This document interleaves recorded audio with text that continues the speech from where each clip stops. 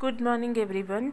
आज हम पढ़ेंगे बेसिकली आज का जो हम वीडियो बना रहे हैं वो बना रहे हैं BSc honours biotechnology second semester Vikram university Ujjain के लिए, जिनको कंप्यूटर का पेपर है।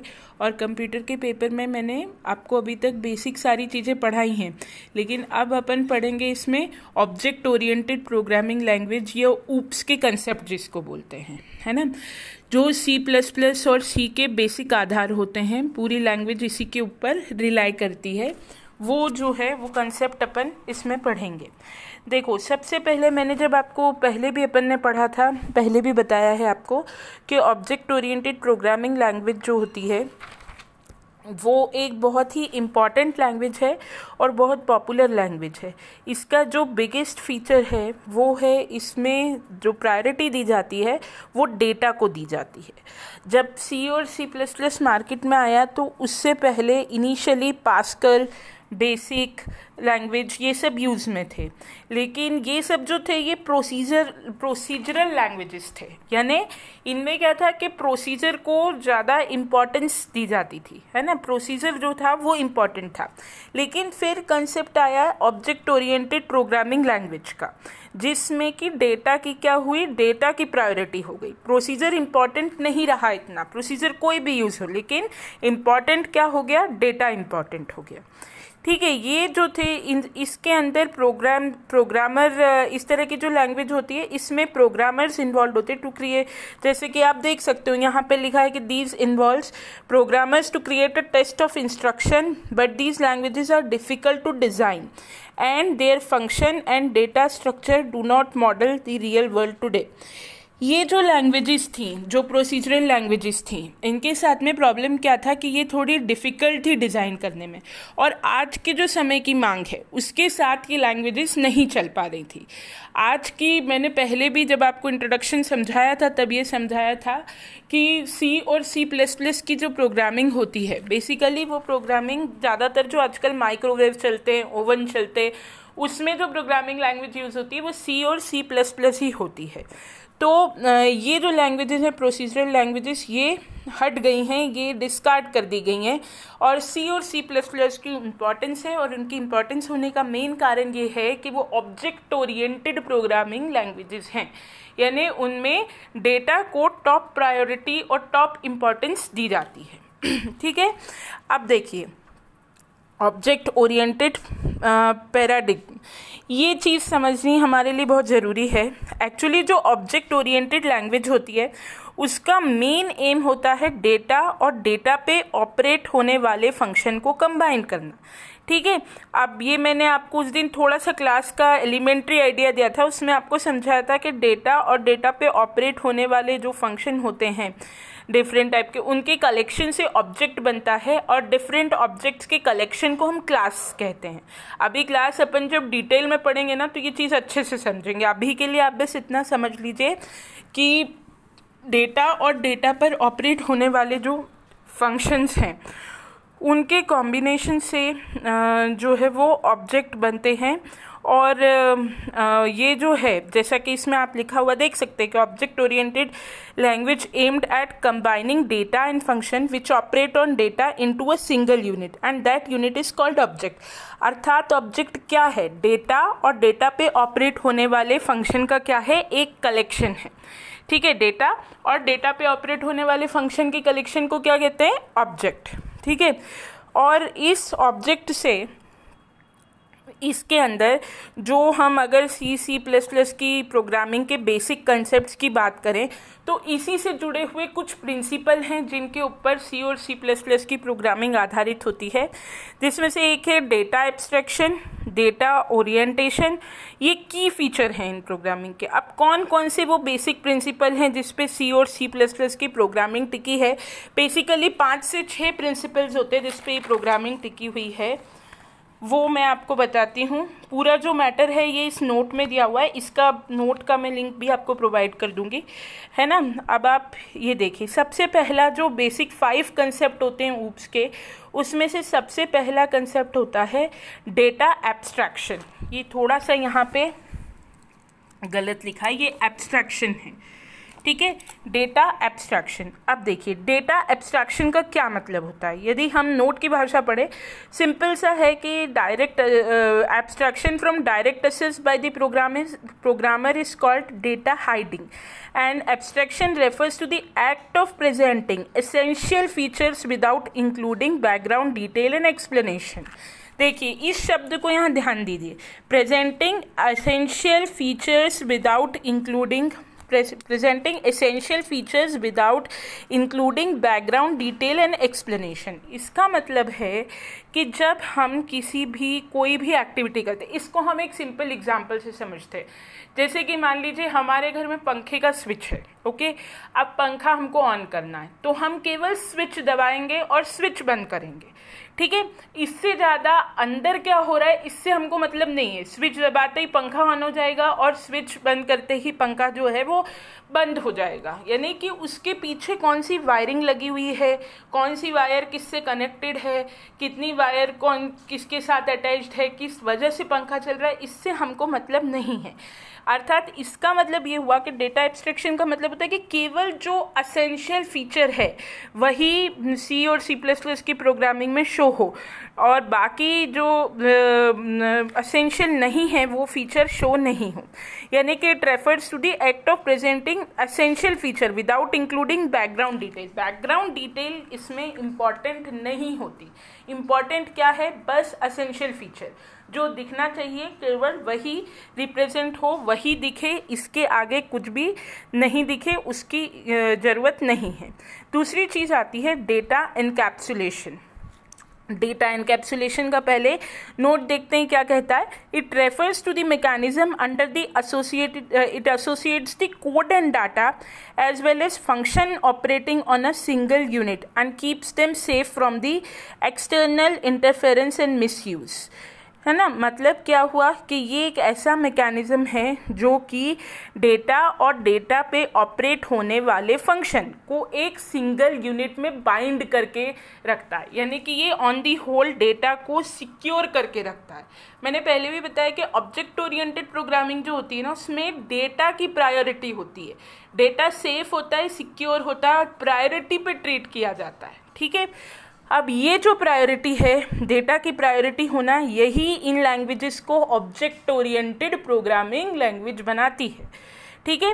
तो डेटा एनकैप्सुलेशन का मतलब है कि डेटा और डेटा पे ऑपरेट होने वाले फंक्शन, अथवा अगर फंक्शन नहीं है तो सिर्फ डेटा भी है अगर, तो उस डेटा को सेफ सिक्योर करना, एक साथ सिक्योर करके बाइंड करके रखना, that is called as encapsulation.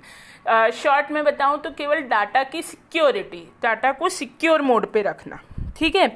फिर classes of C++ implement the concept of encapsulation by providing access specifier, ठीक है। और जो C++ की जो क्लासेस होती हैं वो यही कंसेप्ट अपनाती हैं डेटा एनकैप्सुलेट करने का। अब क्लास क्या होती है, अभी मैंने सिर्फ आपको इतना बताया था कि डेटा और डेटा पे ऑपरेट होने वाले फंक्शन एक यूनिट बनाते हैं जिसको हम ऑब्जेक्ट बोलते हैं, और पहले मैं बता चुकी हूँ कि ऑब्जेक्ट के कलेक्शन को क्या कहते हैं, क्लास कहते हैं। ऑब्जेक्ट के कलेक्शन को क्लास कहते हैं। तो ये जो आगे जो कंसेप्ट है क्लास में किस तरह से डेटा सिक्योर रहता है, ये जब हम क्लास पढ़ाऊंगी मैं आपको तब आपको क्लियर हो जाएगा। अभी के लिए आप केवल बस इतना समझ लीजिए कि डेटा एनकैप्सुलेशन का अर्थ है डेटा को सेफ्टी प्रोवाइड करना, सिक्योरिटी से, प्रायोरिटी से ट्रीट करना और डेटा को सिक्योर करना। एक यूनिट में डेटा और डेटा पे ऑपरेट होने वाले फंक्शन को बाइंड कर देना ताकि डेटा सिक्योर रहे। डेटा की सिक्योरिटी ऊपम का सबसे मेजर कंसेप्ट है, ठीक है। ऑब्जेक्ट ओरिएंटेड प्रोग्रामिंग लैंग्वेज का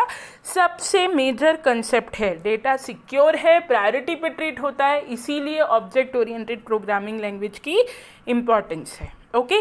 तो ये दो पॉइंट अब हम समझ गए, डेटा एब्स्ट्रैक्शन और डेटा एनकैप्सुलेशन। अब हम थर्ड पॉइंट पे चलते हैं जो कि इनहेरिटेंस है। इनहेरिटेंस से आप क्या समझते हैं?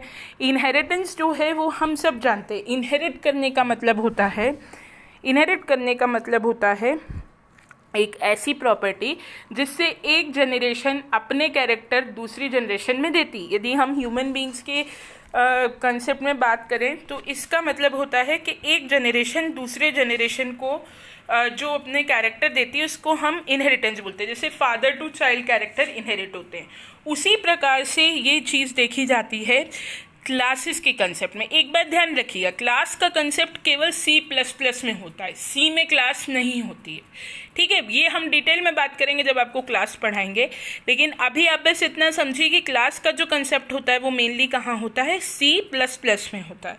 अब जो ये एक ऐसा प्रोसेस है, ये एक इनहेरिटेंस एक ऐसी प्रॉपर्टी है जिसके तहत एक क्लास से दूसरी क्लास डिराइव होती है ना, एक क्लास से दूसरी क्लास बनती है। और मतलब जो दूसरी क्लास मतलब दो क्लासेस यदि हैं तो एक क्लास से अगर दूसरी क्लास बनेगी तो जो एक दूसरी क्लास नई क्लास बनेगी हमारी, उसमें कुछ प्रॉपर्टी अपनी खुद की होगी और कुछ प्रॉपर्टी अपनी बेस क्लास से डिराइव्ड प्रॉपर्टीज़ होंगी, है ना। कुछ प्रॉपर्टी बिल्कुल इसको ऐसे समझिए कि जैसे बच्चे होते हैं वो माँ बाप से कुछ कैरेक्टर लेते हैं और कुछ कैरेक्टर उनके खुद के होते हैं, उसी प्रकार से जो नई क्लास बनेगी उसके खुद के कुछ कैरेक्टर होंगे और कुछ कैरेक्टर उसने अपनी बेस क्लास से लिए होंगे, अपनी पेरेंट क्लास से लिए होंगे, ठीक है। तो ये जो पेरेंट क्लास होती है हम उसे प्रोग्रामिंग लैंग्वेज की भाषा में पेरेंट क्लास को बेस क्लास कहते हैं, ठीक है। देखिए ये जो पेरेंट क्लास होती है उसको हम क्या कहते हैं, बेस क्लास कहते हैं, और जो न्यू क्लास होती है उसको हम कहते हैं डिराइव्ड क्लास। तो डिराइव्ड क्लास के अंदर कुछ प्रॉपर्टी अपनी खुद की होती है और कुछ प्रॉपर्टी कहाँ से लेता है, वो कुछ प्रॉपर्टी अपने बेस क्लास से डिराइव करता है। ये भी C++ का बहुत ही एक इम्पॉर्टेंट कैरेक्टर है। इसका मेन एडवांटेज क्या है, main advantage of this is that we can build a generic based class and obtain a new class by adding some features। इसका एडवांटेज ये है कि हम एक क्लास से दूसरी क्लास डिराइव कर सकते हैं और ये जो दूसरी क्लास हम डिराइव करेंगे इसमें बेस क्लास की यानी कि जो हमारी डिराइव्ड क्लास होगी उसके अंदर हम बेस क्लास की जो मेन प्रॉपर्टीज़ हैं वो ले सकते हैं और कुछ प्रॉपर्टी डिराइव्ड क्लास की अपनी एक्वायर्ड होगी। बिल्कुल इसको एक माँ पेरेंट्स और बच्चे के अगर आप एग्जाम्पल से समझेंगे तो आपको अच्छे से समझ में आएगा कि जैसे पेरेंट्स का जो बच्चा होता है या जो किड होता है उसके अंदर कुछ प्रॉपर्टीज़ अपनी खुद की होती हैं और कुछ प्रॉपर्टीज़ वो अपने पेरेंट्स से इनहेरिट करता है। उसी तरह से क्लास जो होती है उसकी खुद प्रॉपर्टीज़ खुद की होती हैं, जो नई क्लास बनती है डिराइव क्लास उसकी कुछ प्रॉपर्टीज़ खुद की होती हैं और कुछ प्रॉपर्टीज़ वो अपनी बेस क्लास या पेरेंट क्लास से डिराइव करती है। ओके, तो ये क्लियर हुआ थर्ड पॉइंट आपको। अब जो फोर्थ पॉइंट है जो है पॉलीमॉर्फिज्म, उसके ऊपर हम फीचर करेंगे। देखिए हम जो बायोलॉजी या जूलॉजी में पढ़ते हैं पॉलीमॉर्फिक का मतलब होता है ability to exhibit more than one form, ठीक है। तो मतलब यहाँ पर भी वही रहेगा, एक से अधिक फॉर्म एग्जिबिट करने की कैपेसिटी, ठीक है। ये एक ऊप्स का इम्पॉर्टेंट कंसेप्ट है जिसमें कि availability, it is another concept of OOPs which means the availability to take more than one form. मतलब कोई भी फंक्शन जो है, कोई भी जो हम ऑपरेटर का एग्जांपल ले लीजिए या फंक्शन का ले लीजिए जो हम यूज़ कर रहे हैं प्रोग्रामिंग में, वो एक से ज़्यादा फॉर्म्स को एग्जिबिट कर सकता है। कैसे, इसको समझते हैं। एग्जाम्पल देखिए, एग्जाम्पल किसका लिया है। For example addition is different in case of unary operator and binary operator. देखिए मैंने आपको ऑपरेटर पढ़ाया था तो मैंने आपको दो प्रकार के ऑपरेटर पढ़ाए थे। एक होता है यूनरी ऑपरेटर जो कि सिंगल ऑपरेंट के ऊपर बाइंड करता है, और एक होता है बाइनरी ऑपरेटर जहाँ पे कि दो ऑपरेंट होते हैं। तो मैंने आपको बताया था कि सिंगल ऑपरेटर के पहले प्रीफिक्स ऑपरेटर लगाते हैं हम और पोस्ट फिक्स लगाते हैं जो कि सिंगल ऑपरेंट के बाद लगाया जाता है। तो ये भी मैंने आपको समझाया था कि यदि प्रीफिक्स ऑपरेटर है तो वो पहले वैल्यू को इंक्रीज करेगा। सपोज हमने प्लस प्लस ए स्क्वायर लिखा है तो पहले वैल्यू इंक्रीज और ए की वैल्यू 5 है। सपोज करिए, एक मिनट इसे देखिए, सपोज करिए मैंने यहाँ पे प्लस प्लस ए स्क्वायर लिखा है, ठीक है, और ए की वैल्यू कितनी है 5 है। तो प्रीफिक्स ऑपरेटर क्या करेगा, इसको पहले 5 को 6 कर देगा क्योंकि प्लस का साइन कहाँ लगा है, पहले लगा है, और फिर 6 का स्क्वायर करके हमको 36 देगा। ये मैंने प्रीफिक्स में आपको बताया, मैं पढ़ा चुकी हूँ ये। और इसके बाद हमने पोस्ट फिक्स में देखा था कि अगर ए स्क्वायर प्लस प्लस लिखा है और ए की वैल्यू 5 है तो यहाँ पे क्या होगा, पहले जो है वो 5 का पहले जो है वो 6 हो जाएगा, पहले जो है इसके अंदर वो 5 का स्क्वायर होगा 25 हो जाएगा और फिर उसमें एडिशन होगा, यानी इसका आंसर होगा 26। ओके, तो प्रीफिक्स में पहले जो है वो एडिशन होगा और फिर स्क्वायर होगा, और पोस्ट फिक्स में पहले स्क्वायर होगा और फिर एडिशन होगा। ये मैंने आपको यूनरी ऑपरेटर में बताया था। और एट दी सेम टाइम मैंने आपको बताया था कि यदि मान लीजिए हम कोई ऑपरेंट लेते हैं, बाइनरी ऑपरेंट की बात करें तो दो ऑपरेंट होते हैं हमारे पास। बाइनरी ऑपरेंट में बीच में प्लस का साइन लग जाएगा, ठीक है। तो यानी ये प्लस का जो ऑपरेंट था, ये जब यूनरी था तो ये कुछ और फंक्शन परफॉर्म कर रहा था, और यही ऑपरेंट जब बाइनरी बना तो ये बीच में आया तो ये एडिशन करने लगा। यानी कि ऑपरेंट एक ही है, एक ही ऑपरेंट है। जब हम उसे यूनरी के फॉर्म में यूज़ कर रहे हैं तो वो अलग काम कर रहा है, और जब हम उसे बाइनरी के फॉर्म में यूज़ कर रहे हैं तो वो अलग काम कर रहा है। यूनरी के फॉर्म में यूज़ कर रहे हैं तो वो पहले प्लस कर रहा है फिर स्क्वायर कर रहा है, या पहले स्क्वायर कर रहा है फिर प्लस कर रहा है, जो भी फंक्शन उसको अलॉट किया है। और बाइनरी के फॉर्म में यूज़ कर रहे हैं तो वो सिंपल एडिशन करवा रहा है दो ऑपरेंट के बीच में। यानी कि ऑपरेटर सेम है, एडिशन ऑपरेटर, लेकिन वो क्या काम करा रहा है, उसका काम कराने का तरीका दो अलग अलग तरह से एग्जिबिट हो रहा है, ठीक है। यानी कि एक जो पॉलीमॉर्फिज्म है वो it plays an important role in allowing objects having different internal structure to share the same external structure. Externally plus का ही साइन है, वही प्लस का साइन अगर यूनरी ऑपरेटर में पहले आता है तो कुछ और काम कराता है, वही प्लस का साइन अगर यूनरी ऑपरेटर में बाद में आता है तो कुछ और आंसर लाता है, और वही प्लस का साइन ठीक इसी प्रकार से अगर दो बाइनरी ऑपरेंट्स के बीच में आता है तो वो सिंपल एडिशन कर देता है। अर्थात जो डेफिनेशन हमने दी थी वो यहाँ सही प्रूफ होती है कि एक ही चीज़ है लेकिन उसकी कैपेबिलिटी टू एग्जिबिट फॉर्म्स जो है वो बढ़ गई है ना, ज़्यादा वो वेरिड तरीके से दूसरे फंक्शन या दूसरी तरीके से ऑपरेट हो सकता है। ओके, ये हमारा जो चौथा प्रॉपर्टी था पॉलीमॉर्फिज्म वो भी समअप हो गया। अब फिफ्थ और last, dynamic binding and modularity. Dynamic binding एक अलग शब्द है और मॉड्यूलैरिटी एक अलग शब्द है। देखिए डायनेमिक बाइंडिंग क्या होता है, सबसे पहले हम नोट की भाषा देख लेते हैं। It means that the code given in the procedural call is not known until the time of call at the run time. अब ये चीज़ मैं आपको समझा चुकी हूँ, आपको ध्यान होगा मैंने आपको डायनेमिक इनिशियलाइजेशन समझाया था। ओके, डायनामिक इनिशियलाइजेशन का मतलब होता है प्रोग्राम को प्रोग्राम में रन टाइम पे वैल्यू देना, ठीक है। जब हम प्रोग्राम बनाते हैं तो बनाते समय अगर हम a=10, जैसे मान लीजिए मैं C++ में कोई प्रोग्राम बना रही हूँ, इंट ABC किया मैंने, अगली लाइन में लिखा a=10, b=20, c=a+b, general addition का प्रोग्राम लीजिए, ठीक है। तो यहाँ पे मैं प्रोग्राम के अंदर ही वैल्यू स्पेसिफाई कर रही हूँ। इस तरह की बाइंडिंग मेरी कहलाएगी स्टैटिक बाइंडिंग, ठीक है। इस तरह की बाइंडिंग क्या कहलाएगी, स्टैटिक बाइंडिंग, जहाँ मैं प्रोग्राम के अंदर ही वैल्यू स्पेसिफाई कर रही हूँ, इस तरह की बाइंडिंग क्या कहलाएगी, स्टैटिक बाइंडिंग। और जहाँ मैं प्रोग्राम के बाहर, मान लीजिए मैं यहाँ ऐसा नहीं लिखती और मैं यहाँ कुछ और लिखती, ऐसा स्टेटमेंट देती जिससे कि वैल्यू प्रोग्राम में नहीं जा रही, जैसे मैं अगर ऐसा लिखूँ int ABC print F enter the value of A and B scan F $d at the address of A and B। कहने का तर्क ये है कि मैंने इस प्रोग्राम के अंदर प्रोग्राम बनाते समय वैल्यू नहीं दी है।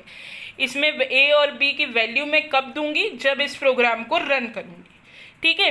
तो जब मैं इस तरह का प्रोग्राम बनाती हूँ जहाँ पर वैल्यू मैं रन टाइम पर दे रही हूँ तो ये डायनामिक बाइंडिंग या डायनामिक इनिशियलाइजेशन कहलाता है, ठीक है। लेकिन अगर प्रोग्राम में मैं प्रोग्राम बनाते ही समय वैल्यू दे दूं तो ये स्टैटिक बाइंडिंग कहलाता है। इन दो शब्दों को अच्छे से दिमाग में बिठा लीजिए, static binding and dynamic binding.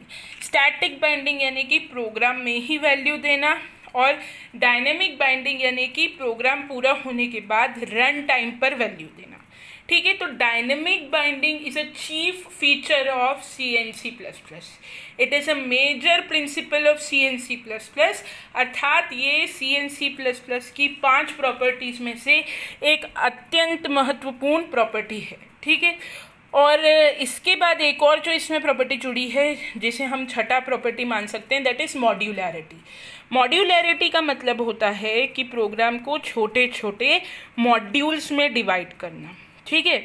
जब भी प्रोग्राम को मॉड्यूल्स में जब भी प्रोग्रामिंग करते हैं तो प्रोग्राम एज सच रीड नहीं होता कंपाइलर द्वारा, rather it is divided into small modules या स्मॉल पैकेट्स। तो प्रोग्राम सदैव मॉड्यूल्स में डिवाइड होकर ही कंपाइलर से रीड होता है, और ये जो प्रॉपर्टी है मॉड्यूल्स में डिवाइड होने की, ये मॉड्यूलैरिटी कहलाती है, ठीक है। ये प्रॉपर्टी क्या कहलाती है? मॉड्यूलैरिटी। समझ में आई बात आपको? अब देखिए, एक बार हम सारी प्रॉपर्टीज़ को सम अप कर लेते हैं।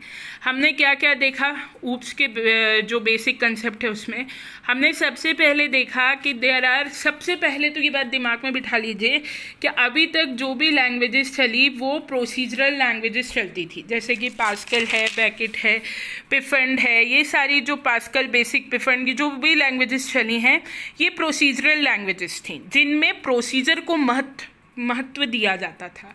लेकिन समय जैसे जैसे बदला वैसे वैसे सी और C++ का निर्माण हुआ, जो कि आज इस्तेमाल की जाने वाली सबसे पॉपुलर प्रोग्रामिंग लैंग्वेजेस हैं। इनकी पॉपुलैरिटी का कारण ये है कि इनमें डेटा को प्रायोरिटी दी जाती है ना, और डेटा को एक सेफ्टी और सिक्योरिटी प्रोवाइड की जाती है, और डेटा की प्रायोरिटी ही इनका सबसे बड़ा एवं इनका सबसे यूनिक फीचर है।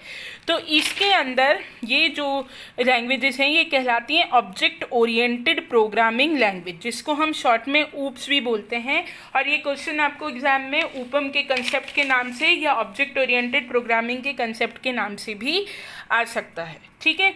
अब ऑब्जेक्ट ओरिएंटेड प्रोग्रामिंग की यदि मैं बात करूं तो यहाँ आप सबसे पहले समझ लीजिए कि इसमें एक इम्पॉर्टेंस होती है डेटा को सेफ और सिक्योर करने की, जैसा कि मैं बार बार बोल रही हूँ। तो डेटा और डेटा पे ऑपरेट होने वाले फंक्शंस को यदि हम एक सिंगल यूनिट में बाइंड करें तो इनकी बाइंडिंग से बनता है ऑब्जेक्ट, ठीक है। डेटा और डेटा के ऑपरेट होने वाले फंक्शंस की बाइंडिंग से बनता है ऑब्जेक्ट, जो कि डेटा को सिक्योर करने का एक मोड है। और ऑब्जेक्ट ओरिएंटेड प्रोग्रामिंग में 5 से 6 बेसिक प्रिंसिपल्स होते हैं, जिसके ऊपर ऊपम ये ऑब्जेक्ट ओरिएंटेड प्रोग्रामिंग जो है वो रिलाई करती है। अब वो 5 प्रिंसिपल कौन कौन से होते हैं हम एक बार नटशेल में फिर से समराइज कर लेते हैं। सबसे पहला होता है डेटा एब्स्ट्रैक्शन। डेटा एब्स्ट्रैक्शन का मतलब होता है कि प्रोग्रामर केवल उन चीज़ों को एब्स्ट्रैक्ट करे, ये केवल वो चीज़ें शो हो जो कि एसेंशियल हैं, ठीक है। अब एसेंशियल फीचर्स ही शो हों, जो एसेंशियल नहीं है वो फीचर्स शो ना हो, ठीक है। फिर दूसरा हमने देखा डेटा इनकैप्सुलेशन। इसका मतलब है डेटा और डेटा पे ऑपरेट होने वाले फंक्शंस को एक साथ बाइंड कर देना और डेटा को सिक्योर रखना, डेटा को सिक्योरिटी प्रोवाइड करना, ये कहलाएगा डेटा इनकैप्सुलेशन। थर्ड हमने इनहेरिटेंस देखा, जिसमें हमने देखा कि एक क्लास से दूसरी क्लास डिराइव होती है।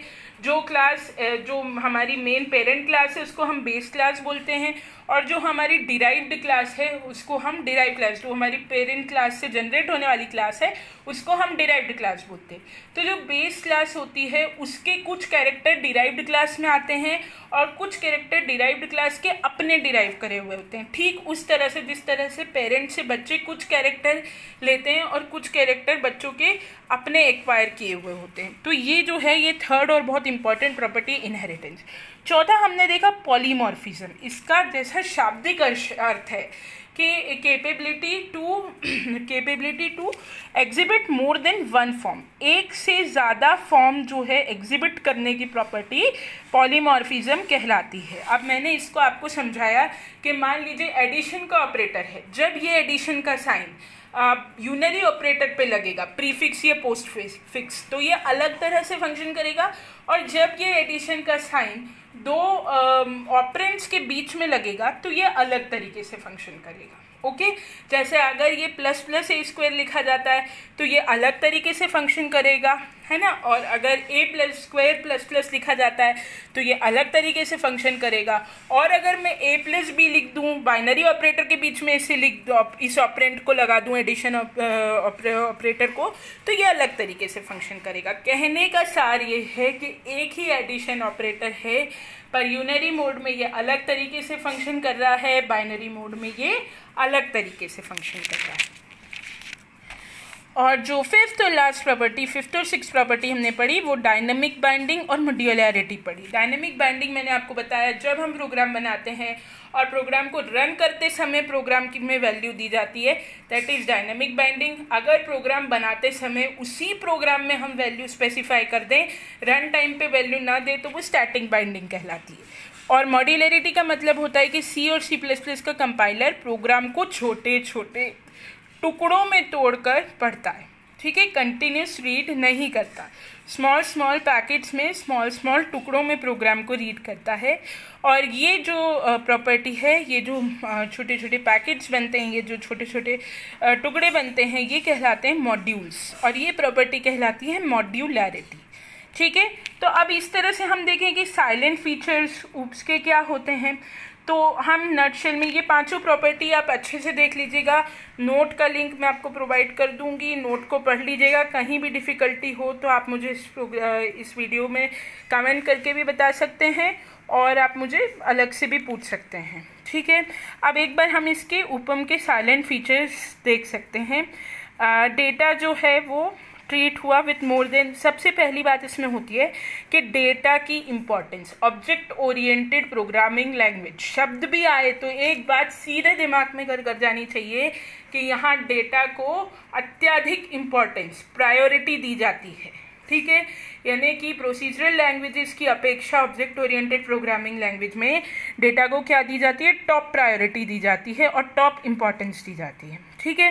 देन प्रोग्राम जो है इसमें वो छोटे छोटे ऑब्जेक्ट्स में डिवाइड कर दिया जाता है। मॉड्यूलैरिटी समझा ही ना मैंने आपको कि program as it is read नहीं होगा, it will be divided into small modules, और मॉड्यूल्स में ही उसकी रीडिंग होगी।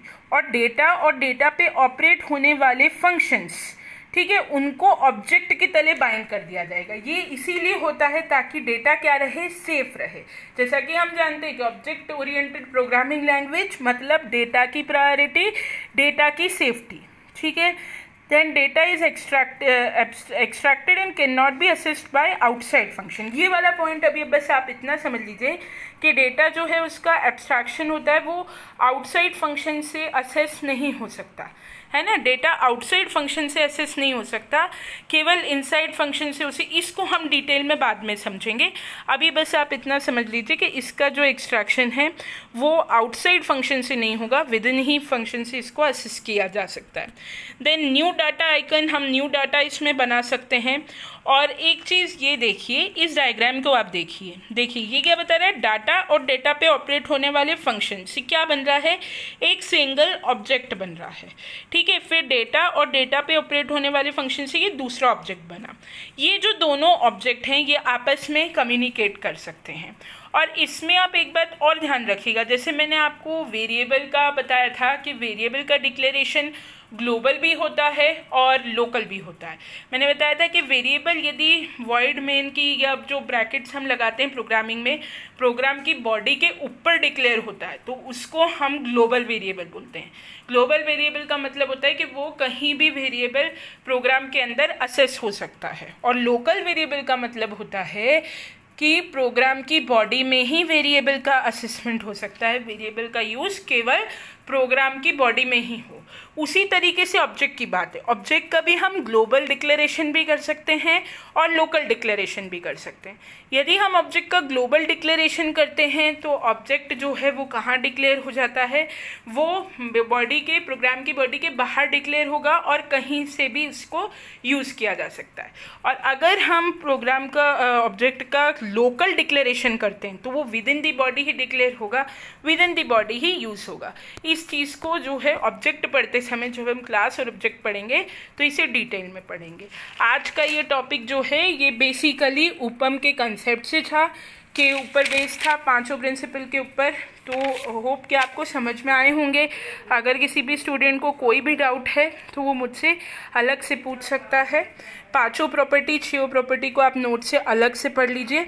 आज का जो लेक्चर है वो मैंने डॉक्टर शिवी भसीन ने डिलीवर किया है, जो कि जूलॉजी एंड बायोटेक्नोलॉजी में कंप्यूटर साइंस पढ़ाती हूँ, बीएससी ऑनर्स बायोटेक्नोलॉजी में। और ये जो लेक्चर है ये BSc honours biotechnology second semester के कंप्यूटर के स्टूडेंट्स के लिए है, कंप्यूटर के पेपर का लेक्चर है। ठीक है, थैंक यू वेरी मच।